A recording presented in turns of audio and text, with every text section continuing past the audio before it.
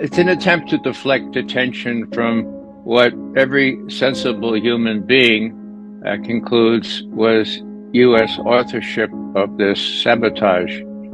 It makes no sense. It took the intelligence community whispering into the New York Times ear a whole month to come up with what is a comical effort to blame someone else.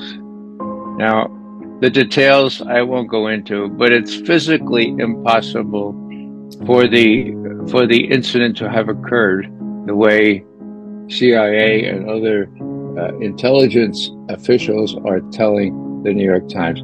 It's what the British call rubbish. It doesn't stand close scrutiny. You're researching a crime and trying to find out who did it, who had the motive. The motive was clear.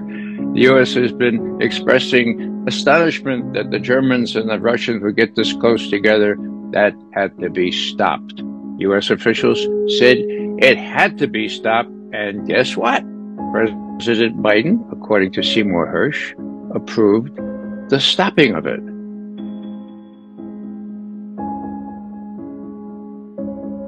So why did everyone keep silent? Well, number one, because it was a Substack thing and they could just kind of suppress it. And number two, it was too hot to handle. Number three, Seymour Hersh has an incredible reputation. They just didn't know what to do. And so their default reaction is, see no evil, hear no evil, speak no evil.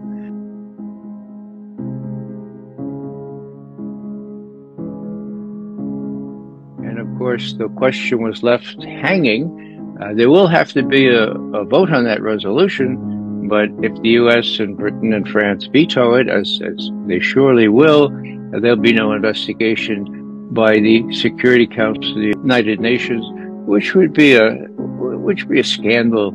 If the UN Security Council can't do this with all the obvious reasons to do it and all the evidence that's now available, well, what can the UN Security Council actually do?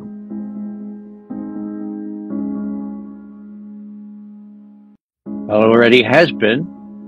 Of course it will.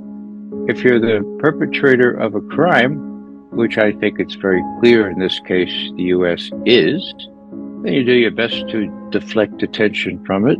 You do your best to make sure that it's not investigated properly. That's just common sense. It's common usage among criminals.